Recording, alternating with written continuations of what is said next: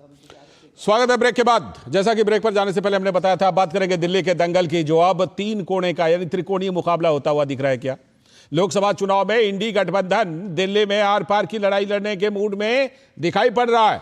आम आदमी पार्टी के खिलाफ मजबूत उम्मीदवार उतारकर कांग्रेस पार्टी ने फ्रेंडली मैच का भ्रम तोड़ने की कोशिश भी की है, लेकिन मुस्लिम बहुल इलाका सीलमपुर, वहां से राहुल गांधी ने रैली शुरुआत की। तो क्या केजरीवाल के साथ लड़ने की मजबूत इच्छा जाहिर कर रहे हैं वो? राहुल गांधी के निशाने पर दिल्ली में भी पीएम मोदी और बीजेपी रहे, जबकि लड़ाई तो केजरीवाल से है। यहां पर कांग्रेस को अपनी खोई हुई सियासी जमीन आम आदमी पार्टी से लेनी है, लेकिन लड़ाई बीजेपी के साथ भी दिखा रहे हैं। सीलमपुर की रैली में राहुल गांधी का केजरीवाल के लिए प्रतीकात्मक विरोध कार्यकर्ताओं के मनोबल को बढ़ाने वाला नहीं कहा जा सकता। कांग्रेस नेता अजय माकन ने केजरीवाल को देशद्रोही कहकर कांग्रेस के रुख का ऐलान कर दिया था। कांग्रेस नेता संदीप दीक्षित कहते हैं कि केजरीवाल की सियासत झूठ पर टिकी है, लोगों से मुख्यमंत्री बनाने के लिए अपील कर रहे हैं, जबकि वो मुख्यमंत्री बन नहीं सकते कोर्ट के ऑर्डर की वजह से। बीजेपी उम्मीदवार परवेश वर्मा कहते हैं कि केजरीवाल एक दिन के लिए भी मुख्यमंत्री नहीं बन पाएंगे।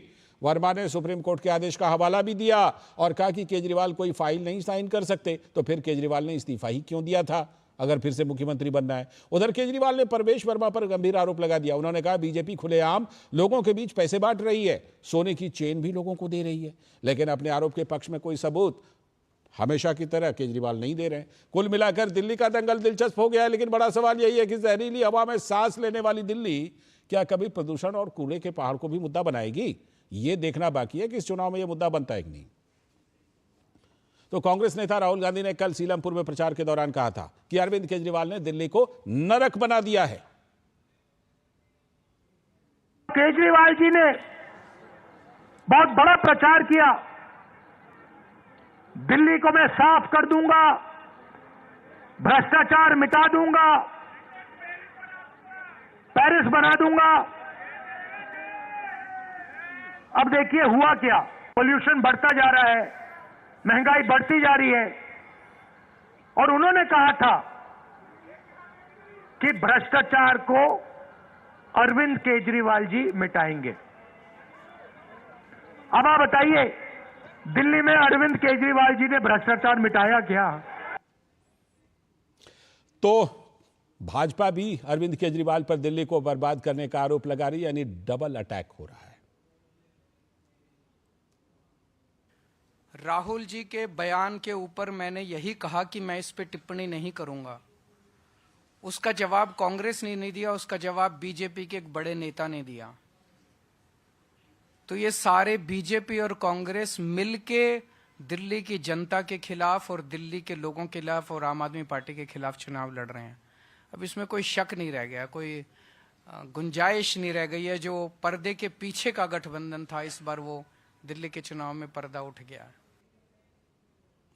अरविंद केजरीवाल सॉफ्ट रहे कांग्रेस को लेकर और राहुल गांधी को लेकर। जुड़ रहे हैं हमारे संवाददाता धीरज कुमार, साथ में अवधेश जी हमारे साथ स्टूडियो में जुड़े हुए हैं इस पर चर्चा करने के लिए। मैं पहले धीरज के पास चलता हूं। धीरज, क्या लग रहा है कल की रैली के बाद? सीलमपुर का इलाका चुना सबसे पहले, राहुल गांधी ने रैली करने के लिए, उसके बाद जिस तरह की बातें कही, डबल अटैक का सिलसिला इस बार अरविंद केजरीवाल पर जारी रहने वाला है पूरे चुनाव में।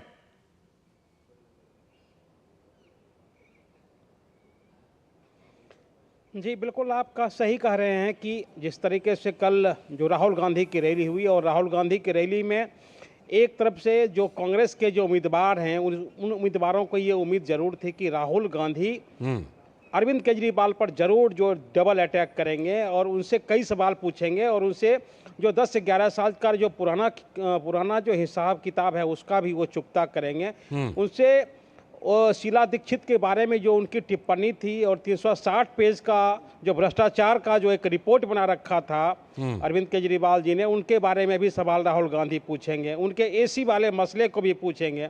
कल ये सवाल हमने एक कांग्रेस के प्रवक्ता से तो पूछा था, तो उन्होंने कहा था, उन्होंने मुझे साफ तौर पर यह बताया था कि ये जरूर पूछना चाहिए कि आपने जो मुद्दे उठाए थे शीला दीक्षित के खिलाफ, आपने जो अटैक किए थे उस समय शीला दीक्षित के खिलाफ, और आपकी जो सरकार बनी दिल्ली शीला दीक्षित के भ्रष्टाचार के मुद्दे पर कि हम भ्रष्टाचार को मिटाएंगे और नया दिल्ली बनाएंगे, तो वैसे अटैक अटैक की उम्मीद कल राहुल गांधी की रैली से थी, ठीक। लेकिन जिस तरीके से आपने कहा और जिस तरीके से जो दिल्ली की जनता ने महसूस किया और जी। जिस तरीके से उनके प्रत्याशी ने महसूस किया जी। कि ये जो लड़ाई थी ये प्रतीकात्मक लड़ाई थी, जी। क्योंकि भले ही राहुल गांधी ने अपनी रैली में कहा हो कि अरविंद केजरीवाल ने नरक दिल्ली बना को दिया। बर्बाद किया ठीक है, है। चाहे उन्होंने प्रदूषण के मसले में कहा कि प्रदूषण के मसले में भी नरक बना दिया है, ठीक है। लेकिन अरविंद केजरीवाल का उसके ऊपर जो जवाब आया वो भी बड़ा सॉफ्ट सा था। जवाब बिल्कुल, मैं इसी लौटता हूं आपके तरीके का पास, था जब लौटता उसने हूं, कहा लौटता हूं। अवधेश जी, कि कांग्रेस अवधेश जी। अपने को बचा ठीक रही है, है। ठीक है अवधेश जी, जैसा हमने देखा कि अजय माकन आगे हुए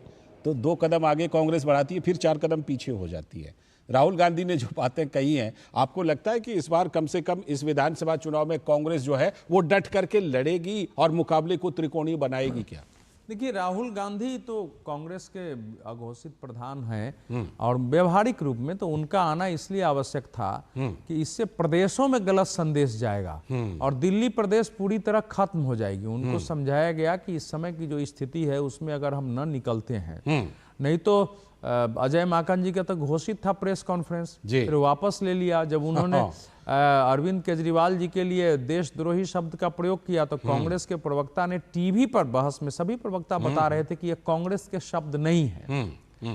तो अब सब इसलिए वहां और राहुल गांधी के लिए इसलिए आवश्यक था कि इस समय देश में उनकी जो कोशिश है कि क्षेत्रीय दलों पर हमारा प्रभाव तभी रहेगा जब उनके ध्यान में रहे कि मुस्लिम वोट जो पूरे देश में कांग्रेस की ओर आ रहा है, वो आने की प्रवृत्ति है, वो कायम रहे। अगर इसमें खिसका अगर दिल्ली में तो फिर एक मैसेज जाएगा, हो सकता है उत्तर प्रदेश के चुनाव में, बिहार के चुनाव आने में वाले बिहार चुनाव में अच्छी डील ना मिल पाए, आगे और भी चुनाव होंगे ना कि न डील मिल पाए, इसलिए वहां वो गए हैं। ठीक है, क्योंकि इस समय अगर मुसलमान रणनीतिक रूप से भारतीय जनता पार्टी को हराने के लिए वोटिंग करेगा तो कांग्रेस के पक्ष में नहीं जाएगा। बिल्कुल बिल्कुल, तो वो उनकी समस्या थी, इसलिए उन्होंने सीलमपुर से इसको शुरू किया है। ठीक है, समय की कमी है फिलहाल। बहुत बहुत शुक्रिया अवधेश सर जुड़ने के लिए और धीरज आपका भी इस खबर पर जुड़ने के लिए। और इसी के साथ आज के इस वक्त में इतना ही। नमस्कार।